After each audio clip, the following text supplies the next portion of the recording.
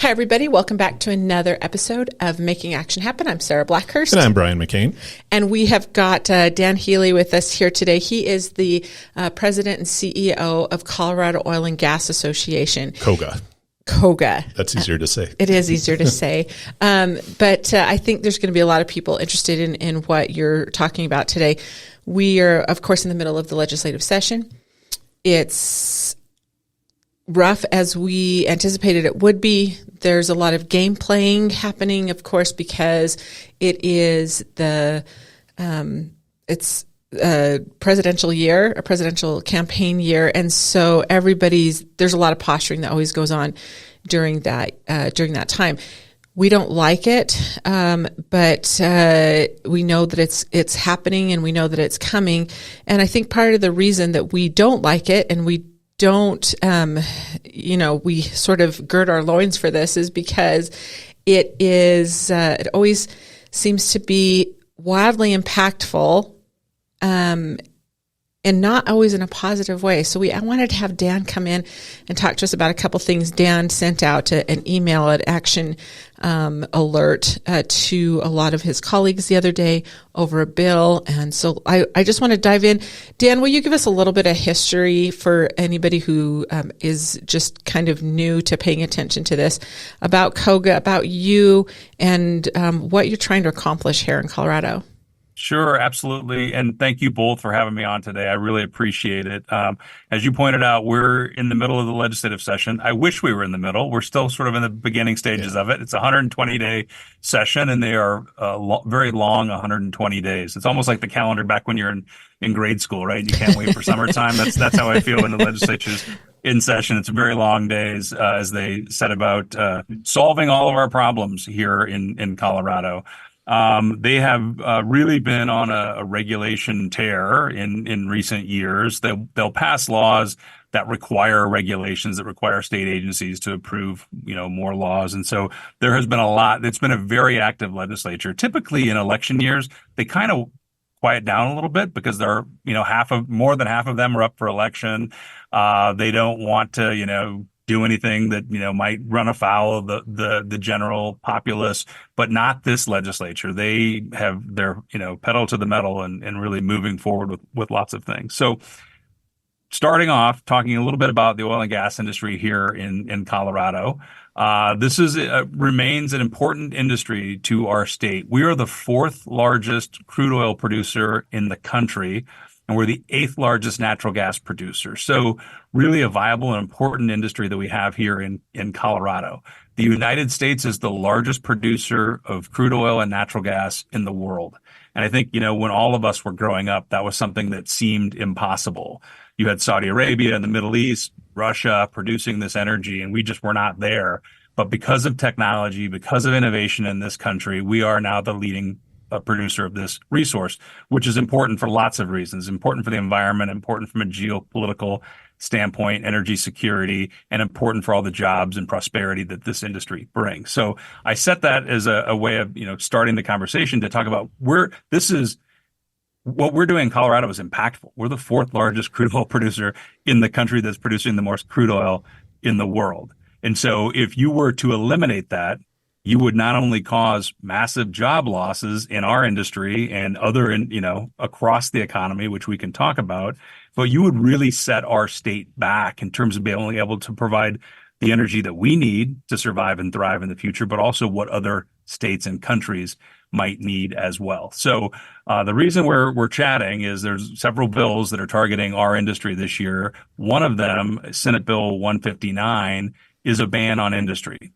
It says by 2030, the state can, or by the end of 2029, essentially, the state can no longer issue oil and gas permits. And in the years leading up to 2029, they must curtail the number of permits that they're issuing. And then by 2032, no new oil and gas drilling in our state, which would obviously devastate our industry in Colorado, but also be very, very impactful in a negative way Dan, to the state. Before you go on, can we step back just a second? Would you tell us how we're ranked as far as regulations in the production of that, both crude and natural gas? Sure.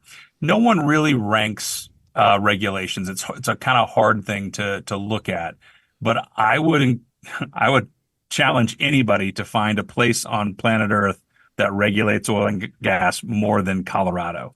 We've had more than 30 rulemakings in the past several years in this state that look at every single aspect of our industry in Colorado. Everything we do is heavily regulated, has been under this regulatory microscope for years. And so I like to say that we're producing this resource cleaner, better, and safer than anywhere on the planet because of those regulations and because of the technology and innovation that our operators are pouring into Colorado to make sure that we're doing it right. But everything you can think about has been regulated in Colorado. It really started in 2010, and then in 2019, the State House passed something called Senate Bill 181, which they said was going to be the largest overhaul of oil and gas regulations in 60 years. That set into motion again. So they passed the laws, which then set into motion these rulemakings, more than a dozen rulemakings. By the way, the state still hasn't completed all of the 181 rulemakings 5 years later, and they continue to add more and more onto it.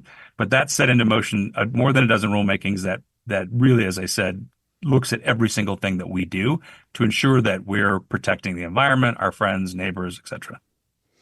Thank you. I appreciate that. I always wonder about that when we see more regulations and then clearly what's happening now with an attempt to stop production here. That doesn't mean it's going to stop production anywhere else. It just means they're not going to do it. That production is not going to be done as well as it is in Colorado. So we're really pushing this lack of responsibility off onto somebody else, right?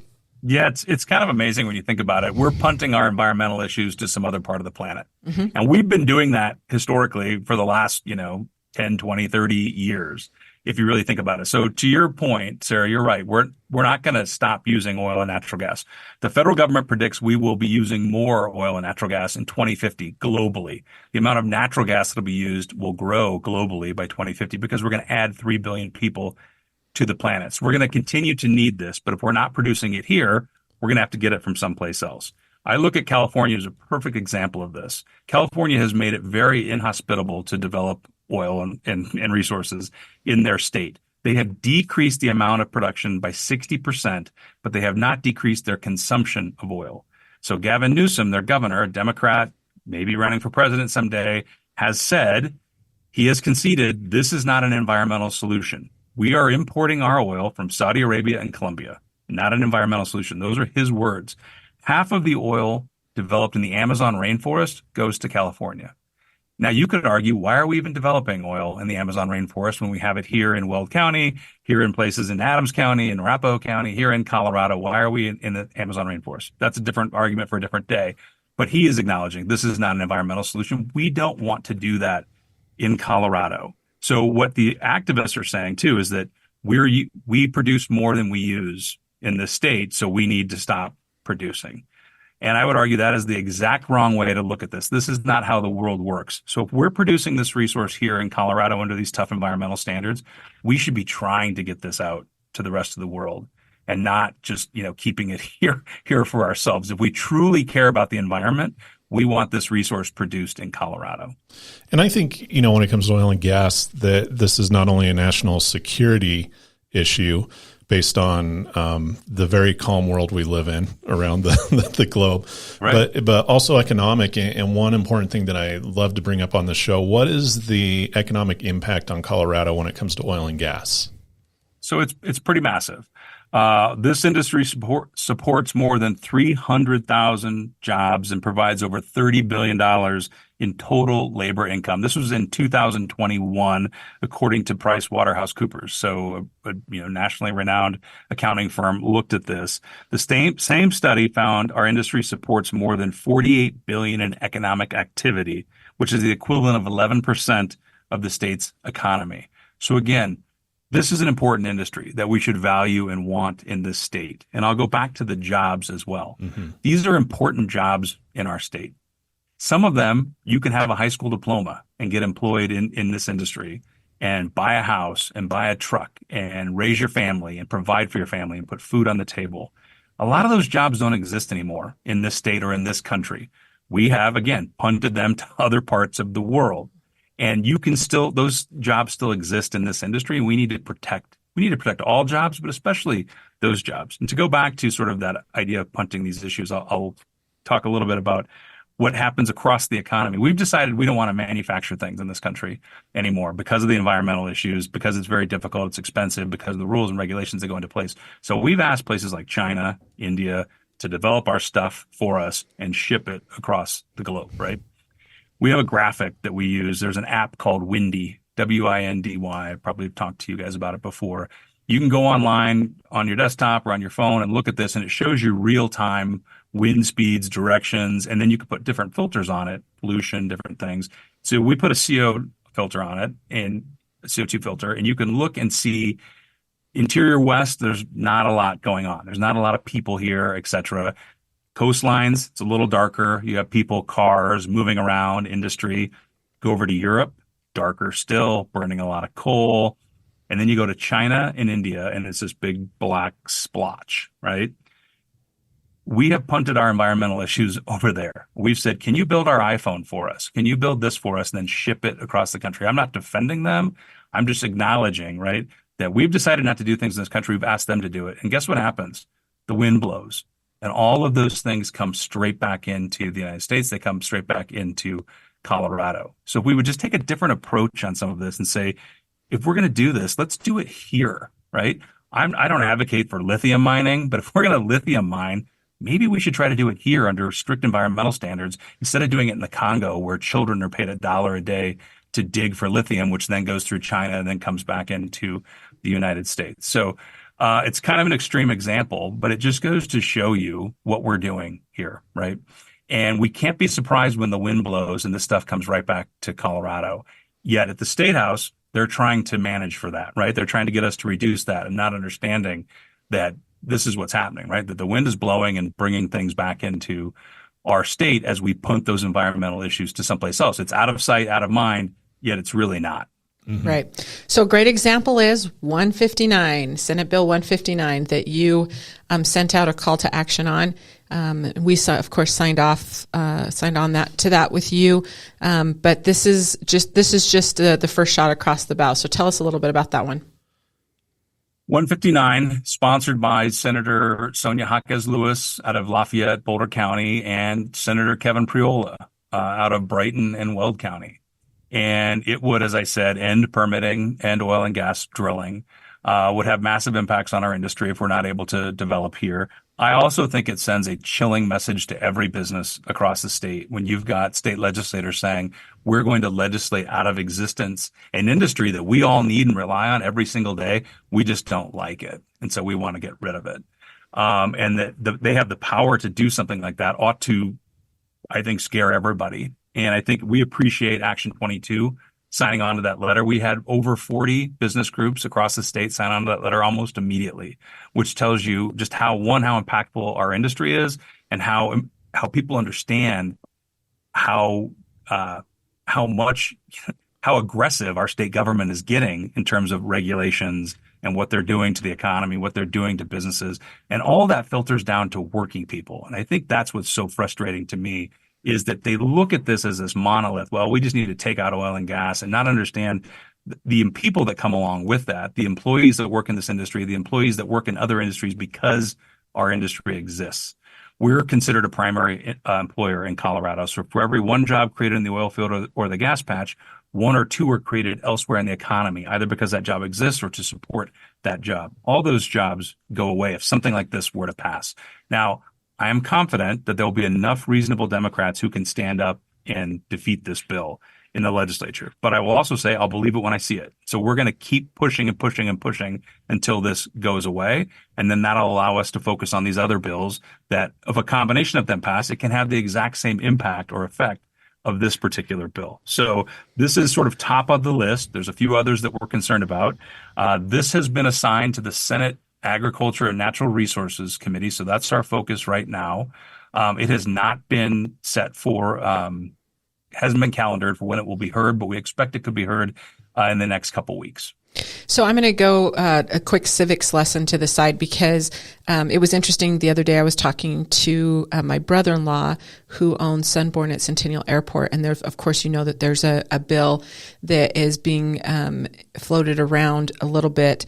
I mean, it's been introduced, but one of the provisions of this bill would say that it would be a 50 cent per gallon on aviation fuel that is leaded. And so, I mean, you guys have this at every turn, and we see the sort of the attack at every turn on this. And he said something to me, and I didn't mean to laugh at him at the time. He goes, well, when they do the economic impact on this, they'll figure it out. And I just started laughing. I go, there is no economic impact. He goes, they don't require an economic impact on the bills that they introduce. And this is a very smart man who's been very involved in business for a very long time. And he was under the assumption that every bill in Colorado required an economic impact on it. And I said, no, not at all. It's exactly opposite. So for those of you who are trying to understand Colorado legislative process, a bill gets introduced, 5 bills per legislator, and then every year, and then they can leadership can decide if they want to allow more bills than that introduced. It's introduced on the floor, and then it gets assigned to a committee, and the committee decides whether to push it forward and make whatever changes. That's what they're signing off as the stakeholdering process, is having it in committee nowadays. And then we see what happens with that bill. So it's been sent to Ag and Natural Resources. Who's on that committee? So Senator Dylan Roberts is the chair of the committee, as Senator Marchman is also on that committee, Senator Priola, the co-sponsor of the bill. Those are the Democrats that we're really looking at. We believe Republicans will vote against this, so we're focusing on the Democrats in that area. And you're exactly right, Sarah. That's a frustration, I think, for a lot of people in the business community, is that lawmakers aren't forced, or even if they're not forced, why wouldn't they look at the implications that are going to happen, right, and what the economic impact would be? And they don't think about that. And the other thing that's frustrating for me is when they target just this one industry, for example, they don't think about the implications that happen elsewhere. And I talk about this a lot, but you think down southern Colorado, the Evraz steel mill there, producing seamless steel pipe. A lot of that ends up in northern Colorado to produce oil and gas. If our industry goes out, that steel mill in Pueblo no longer has that customer in northern Colorado to receive that seamless steel pipe, making it much more difficult for them to exist, right? So you're targeting our industry, yet you're impacting Pueblo where there is no oil and natural gas. And they don't think through that, or if they do, then they're very devious. And maybe I'm not giving them enough credit. I don't think that they're thinking through all those impacts. They say, we don't like oil and gas, we want to get rid of it. And they don't understand the broader implications to the economy. During Proposition 112, if you remember, during 2018, that was a 2,500-foot setback on industry, which would have been devastating. And there was some economic data out there that looked at job losses. And I'm guessing here, because I can't remember the exact data, but it was most of those jobs were not in our industry. Right. They were elsewhere in the economy, right? And I think that's what people need to understand.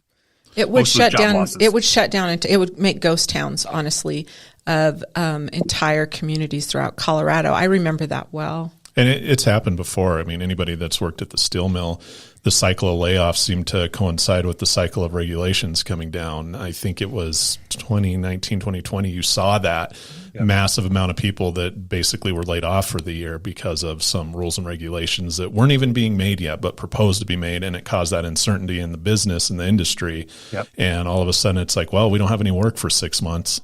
Yep. And this bill, Senate Bill 159, has a piece in it about retraining oil and gas workers for other jobs. And I would just like to know what other jobs they're thinking are coming into Colorado that these workers could take. When you have the regulations that we have, this nonstop regulatory environment, this is driving businesses out of Colorado. It is not encouraging businesses to relocate to Colorado. Our business competitiveness rankings have dropped in recent years since COVID. And so when you're talking about retraining, what industry is coming into Colorado? What are we luring in here that's going to pay what these workers have been getting paid from oil and gas? Even if they're paying less, name another industry that's clamoring to get into Colorado to retrain more than 100,000 workers. So it's really offensive to me when I hear language like that. The employees that work in oil and gas want to keep the jobs they have, providing the energy that every single Coloradan uses every single day. Well, and so often, and I know it's not with every single company, but most of these, we're talking about union jobs, primary union jobs that are very protective of the workers, and they've worked very hard to be a part of that industry, and we're hearing from them all the time how deeply concerned they are about this attack on energy production in Colorado. It's terrifying.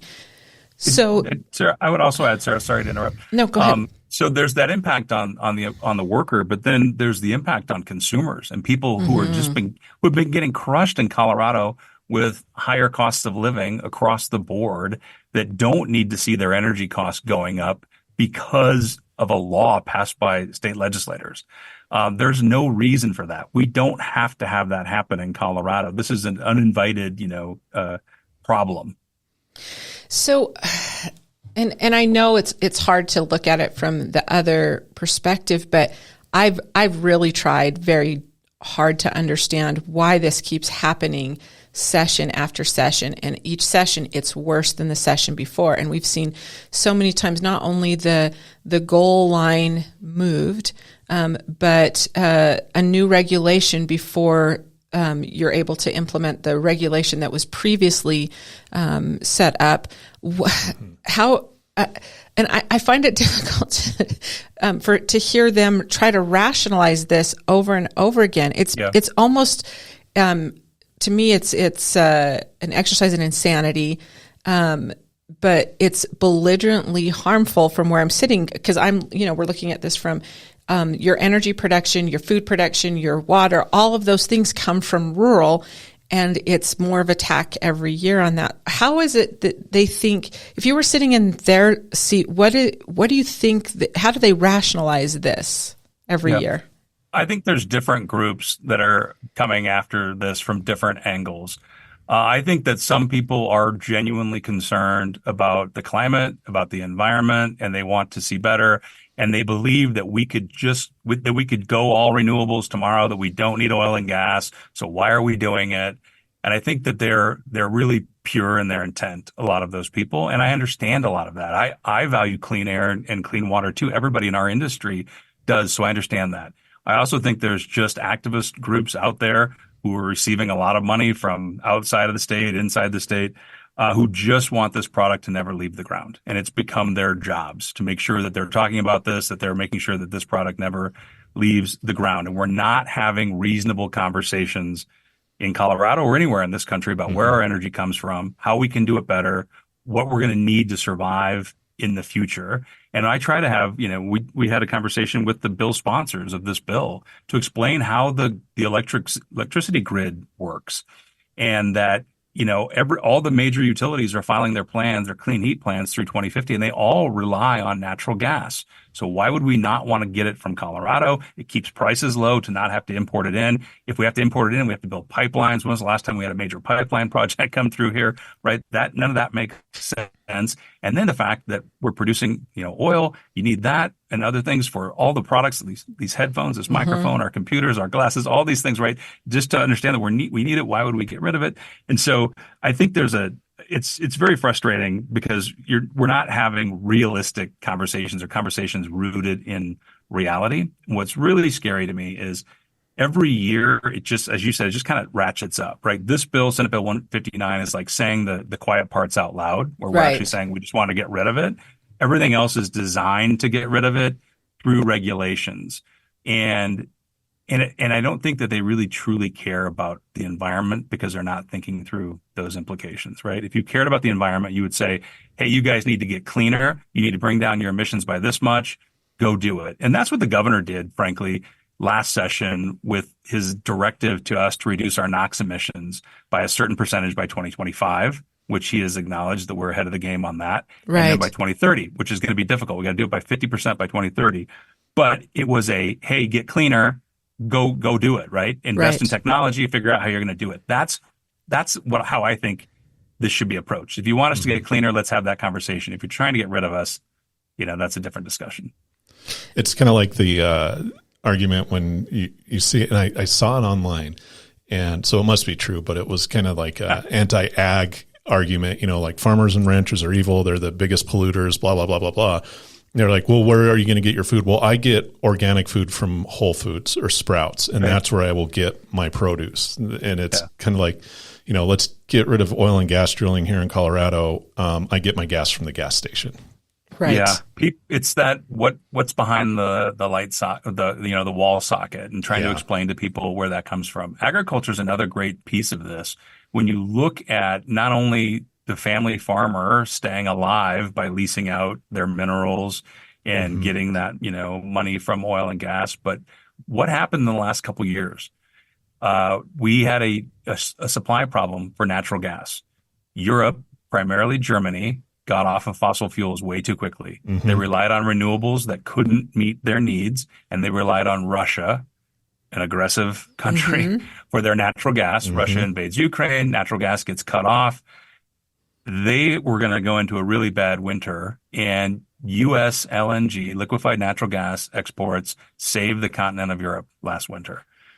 But all of our prices went up because there was that supply shortage, right? And so they were paying a lot of money to get that gas there. Our prices went up. Our food prices went up because you don't have agriculture at the rates that we need it. You don't have food production at the rates we need it without nitrogen-fueled fertilizer.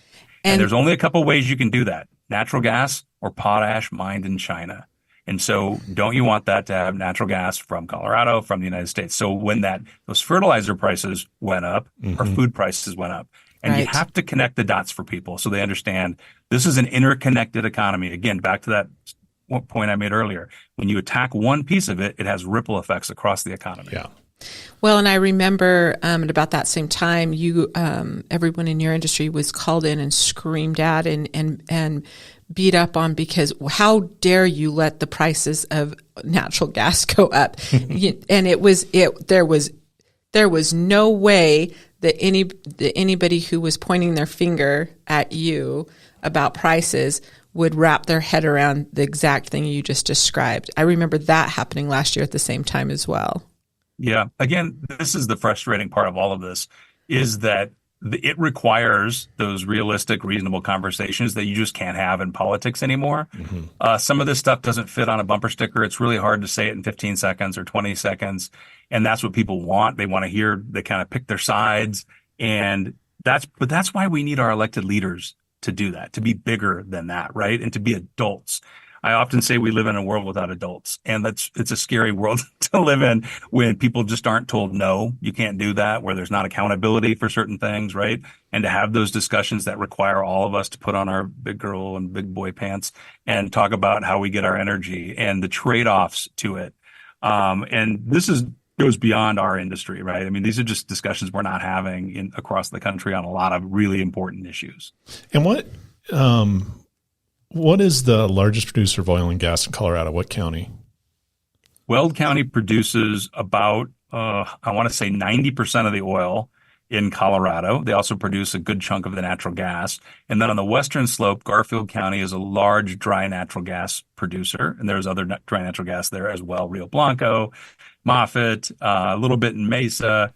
Weld is the primary oil producer, and there's some in Adams County, Arapahoe County. So the DJ Basin really starts in Denver and extends well into Wyoming. So the entire length of the Northern Front Range. And then the Piceance is the large dry natural gas producing basin. Down in the Southwest, they're doing some natural gas and coal bed methane. So it's the industry exists throughout the state. And what's the area that one of the co-sponsors, Priola, represents? Brighton and Weld County. It's really fascinating. Weld County has come out against this measure. Mesa County passed a resolution yesterday coming out against this measure. I don't know what constituents he's representing when he makes this and when he, sponsors this bill, and one other that we can talk about that he has sponsored. He lives, I think, in Brighton, Henderson area, Adams County, but represents a huge portion of Weld County. He is not up for election this year, so maybe he's emboldened by that. We asked him, why are you running this? And his response was he's worried about mass mass extinction of species, I would guess, just mass extinction. And he had also talked to Ed Sealiver, I think it was Ed Sealiver with the Carter Chamber, and said he's developed a cough in recent weeks and months that he thinks is oil and gas related. So he's going to try to put an entire industry out of work because he's developed a cough. Did he indicate when he said that his concern was a mass extinction? Did he indicate how this bill would prevent mass extinction? Yeah, we talked about that a little bit. He said it would get Colorado in line with other countries that are also doing this. We asked him what other countries are doing it. We don't believe any are, and he mentioned Qatar or Qatar. And I just this week, Qatar had basically said that they're not doing any of the things that they said they're going to be doing. So again, we shouldn't be looking to places in the Middle East to produce our energy. They do not have the same energy or same environmental standards, same labor standards, same human rights standards that we have in this country, or certainly in Colorado. So I think, again, just being a little, I don't know what the word is there, not understanding essentially what's going on. So we talked about the environmental impacts. I tried to explain how I thought it would be bad to import oil and gas from other states and how that would be a negative on the environment. But this kind of stuff happens everywhere. It's really frustrating. The country of England has exported wood from the United States to burn for power.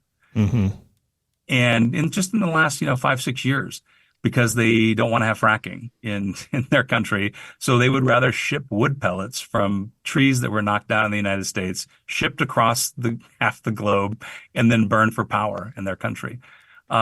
We talk a lot about energy transitions, and I talked earlier about people believing we can just all go to renewables.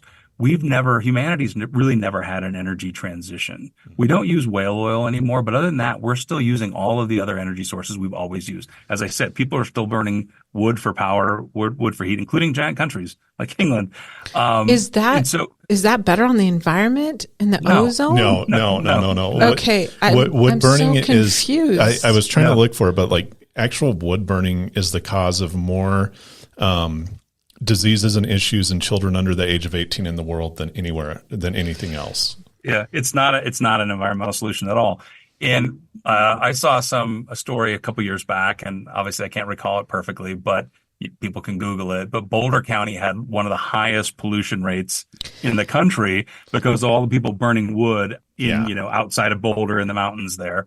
And so, again, they want to ban fossil fuels, they want to ban oil and gas, yet they're polluting at a great rate because they're burning wood. So my point being, we're adding 3 billion people to the planet. We need all energy sources here, right? We need nuclear, we need renewables, we need oil and natural gas, we need hydro, we need everything. We shouldn't be eliminating anything because we never have eliminated anything. We just add more to the mix so we can all survive and thrive. Well, and if we're doing it better than anybody else, if we're more environmentally conscious and responsible in the energy production than anybody else, I think we could probably set the example of how it should be done. If we embrace that and own that we're doing that, rather than trying to eliminate industries for, if you're worried about mass extinction, why would you push that off onto somebody else that doesn't have those kinds of doesn't have that kind of safeguards or the integrity in the production? So I would note that Colorado produces less than 1/4 of 1 percentage point of global greenhouse gas emissions. It's something like 0.213. I've looked that up, and that sounds right. Yeah. So should we continue to reduce our emissions in Colorado? Absolutely. Are we going to solve the world's problems from Colorado? No. And there are a few other bills that you were going to bring up. What else do we have coming down the pipeline? Sure. So no pun intended. Pun intended. Pun intended. Pun intended. Let's leave the pun there. The pipeline. Yeah. So Weld County's favorite senator, Kevin Priola, has another bill that is yet to be introduced, but we did hear about it on a call that I'm calling the California catch-all bill because it includes a lot of provisions that lead us straight down the path of California, which, as I outlined earlier, we do not need to go down in Colorado. We can have the economy that we want, the environment that we need, the energy that we need here in this state. It would do several things. One, it would stop oil and gas production and then hydraulic fracturing in summer months from May to September because of the ozone issue in Colorado, unless you have an electric drilling rig, which we can talk about. So it pauses business development. I'm not sure, maybe politicians can take the summer off, but most other businesses can't. They need to be working year round in order to make it work and to make investment work in infrastructure. So that's a concern. It codifies Governor Polis's nitrogen oxide emissions, the NOx emissions that I talked about, into law, which I think is fine. We're already working to achieve those under his directive. It gets rid of gas-powered vehicles by 2035. Says no, all new vehicles sold in Colorado by 2035 need to be zero-emission cars and trucks. On that call, somebody asked, well, can't people just go to Wyoming and Utah to buy a car? And one of the activists who runs the call. So this is how this works nowadays. The lawmakers say, hey, we have a new bill. We want to tell you about it. Hop on this giant Zoom call. You get on the Zoom call and they go, hey, here's an activist group to tell you about the bill. They don't know anything about their bill. They don't know what's in it. Right. And so a woman, I don't remember her name right now. I don't know if this was recorded or not, but basically said you won't be able to register that vehicle in Colorado if you buy it out of state, a gas-powered vehicle. So that sets up all sorts of crazy thoughts in my mind about you're going to have 1 million plus cars on 2035 that you can't register in Colorado because they take gasoline. So what do you do with 1 million plus cars? Are they just in a big junk pile, or do you have people from other states come buy them and put them on trailers and take them out of the state? If you're moving to Colorado in 2035 and can't register your gas-powered car, do you just park it at the border, grab your stuff, and walk in to Colorado? I mean, this is insanity that you won't be able to register a gas-powered vehicle in 2035 in Colorado. I have not seen that in the bill. This is based on the stakeholder call that we had. It creates new rules to limit emissions from indirect sources like warehouses and retail centers that attract gas-burning vehicles.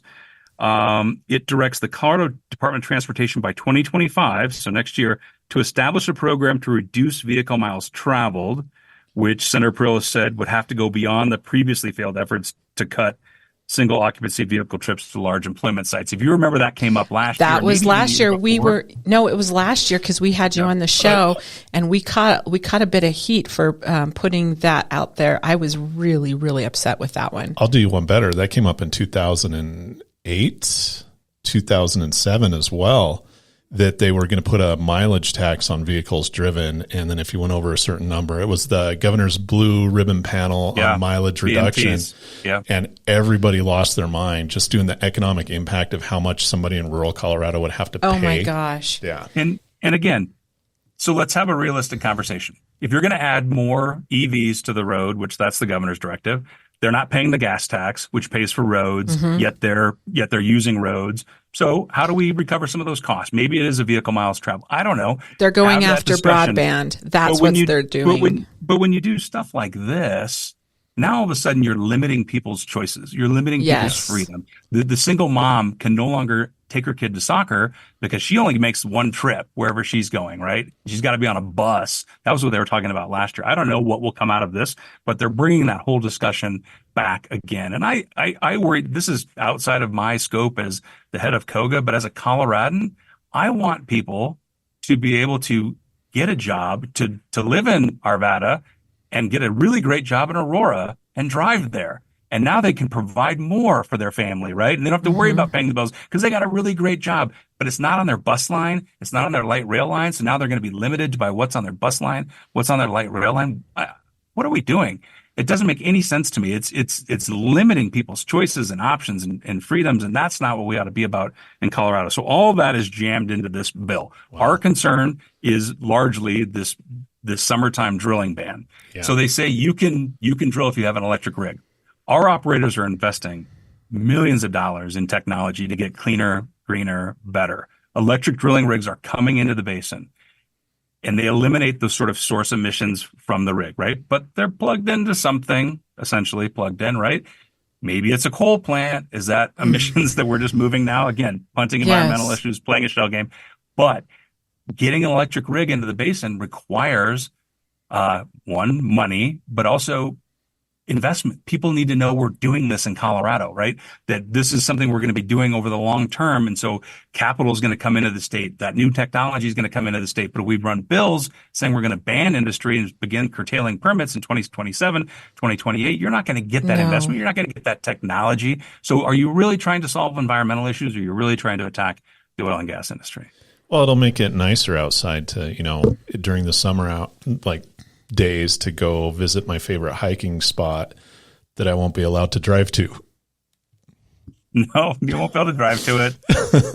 Yeah, it's super frustrating. And so this is coming. I think it will, generate some controversy when it does. And again, this idea of not being able to, have a gas-powered vehicle, this is something that goes beyond what Governor Polis asked for. There was a rulemaking last year to deal with this, and they said, no, we're not doing this. The state said, no, we're not doing this. So this is the people who lost getting angry and asking the legislature to do this work for them. Not unlike what we're talking about on oil and gas, where we, people keep asking me like, well, what does the governor think of this? I believe if the governor wanted to ban our industry, he could have done it 5 years ago. Yeah. And he doesn't. And he wants doesn't, us to exist. Then the environmentalists are going to do worse than he's done. So he sets a benchmark, and they're like, well, that wasn't extreme enough. So wasn't enough. Need to. Yep. So that's just a baseline, and we're going to go way, way, way beyond that. That dot on the horizon is the point of that we want to get to, and we've seen it over and over and over again the last few years. So what help can we give you on, we're going to get the word out for you as best we can. What's going to make the difference on any of this? Sure. It's really reaching out to your legislators and sharing this information with your friends and family. Word of mouth is so important. Mm-hmm. And so I'll give you two different things. One, if your listeners could go to COGA.org, COGA.org/take action. There are tools there to reach out to your legislators. We've got information about this ban bill, Senate Bill 159. Reach out to them, tell them you don't want to ban this industry in Colorado for all the reasons that we've talked about. We got a lot of other information there that you can use. And then the other piece of that is to have conversations with people. Again, we can have these reasonable conversations one at a time. I'm willing to talk to anybody about energy in Colorado that will talk to me about it. And I think we all should feel empowered to do that and to understand we're not going to all renewables tomorrow. There is no replacement product for the things that create your clothing, your eyeglasses, your phone, your, everything that we do. Even an EV requires massive amounts of natural gas and oil. In fact, EVs have more plastic in them because the batteries are so heavy that they need the rest of the car to be lighter. So they need massive amounts of natural gas and oil.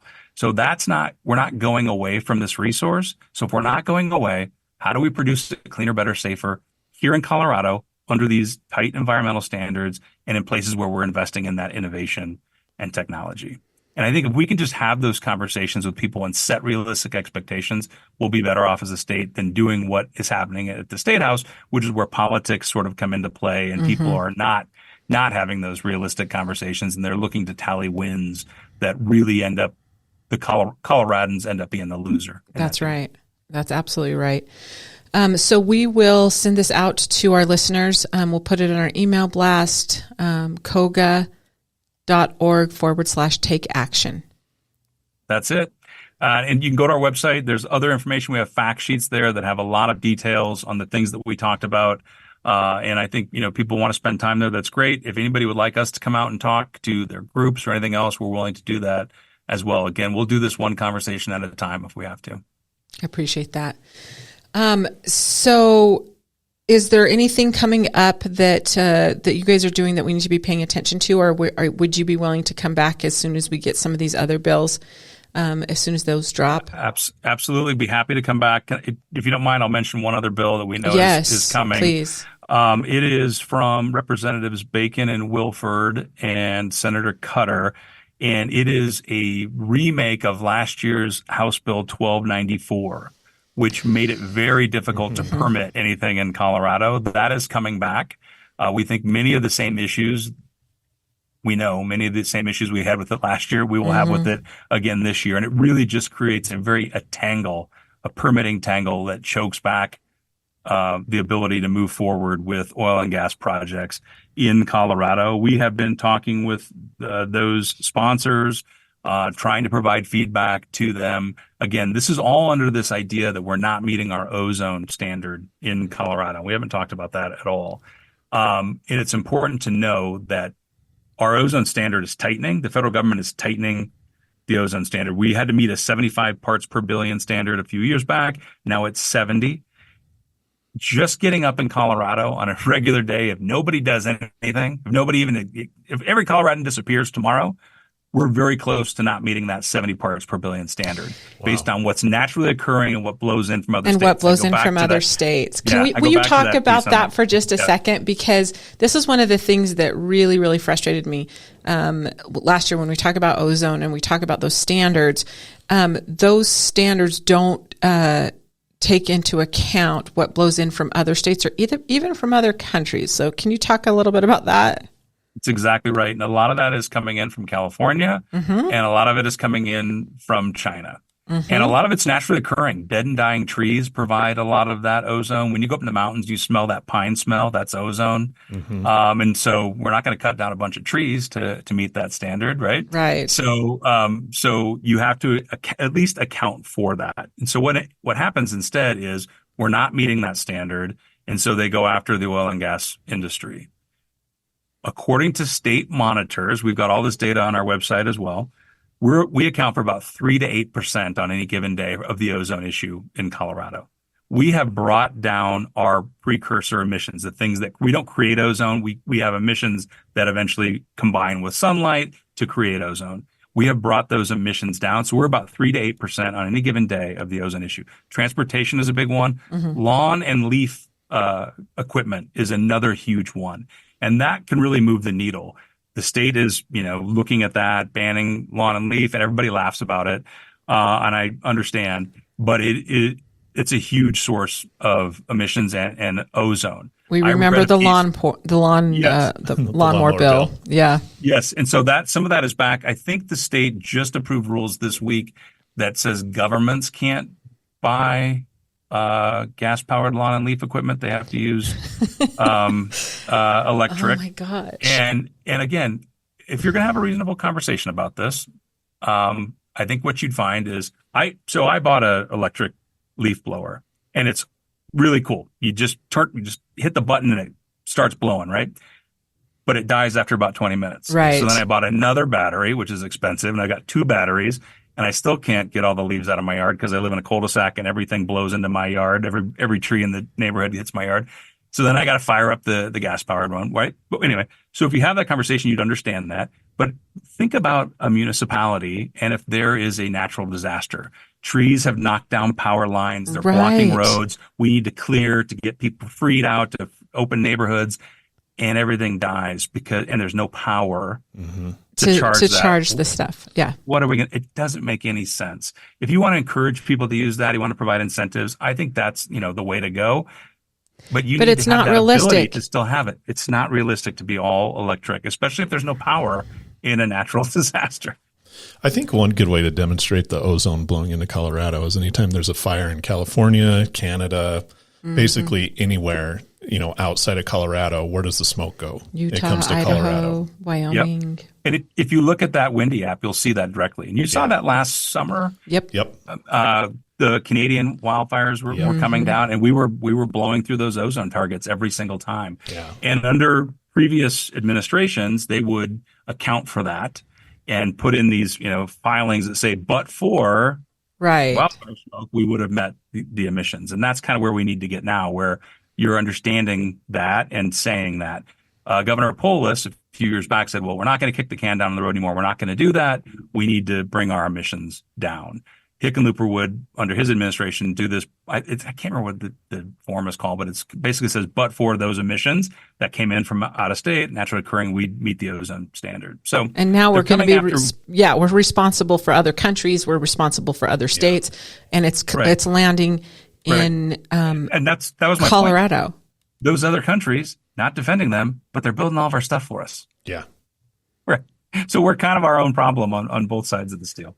Well, it's sort of like it's sort of a reiteration of our water issue.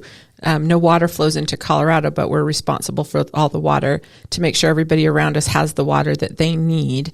In other states when they're, and we have no way to regulate how they use their water, but we're responsible. Right. It's the same exact idea that, for some reason, it's okay with our leaders and legislators that, Coloradans bear the responsibility of the whole damn world. Can't flood irrigate in Colorado, but California sure can. Yeah, for sure. It's amazing. It's amazing. I hope for a day when our leaders in Colorado make Coloradans the priority, I guess is my hope, with all of that. And understand the strain that people are under. That's what's really shocking to me, is that, we had this record high inflation and that has come down, but prices are still really high. And so why would you invite problems? Why would you try to raise people's energy costs? And, a lot of people who are affluent, they'll just pay the extra, right? Yeah. There's a lot of people in Colorado who are struggling right now with whether or not they're going to buy food, prescriptions, pay their heating bill. That's exactly right. Those are the people that will bear the brunt of these decisions. And I just don't understand how people can do that and not think about that. Well, it goes back to the original argument. It's out of sight, out of mind, right? If you're not living that lifestyle and it's not going to impact you that way, you don't think about it and you don't see it. That's why I wholly encourage our legislators to get out in the communities. We joked about there should be some sort of bill passed or regulation saying that if you're going to write legislation or introduce a bill that directly impacts an agency or industry, you have to spend 2 weeks working in that industry to see what it actually is and how it impacts it. Yep. And if you're a Metro Denver legislator, get out get out into the rural areas and see what's happening out there, and vice versa. Rural legislators come. They come down to work, but see because it's impacting the entire state. Get out there. We invite people to come out on rig tours, and we do get some Democrats who are anti-oil and gas that come out, and I give them a lot of credit. That's their job, right? To come out and be educated and see what they're regulating. We had some that have no interest, yet they're always willing to pass the bill. Yep. No, I agree. Well, Dan, we appreciate you so much and all the great work you're doing. We know that you're a great partner in trying to keep Colorado for Coloradans, and it's really important work. So we want to encourage you and just appreciate you and acknowledge that you're doing all that you're doing.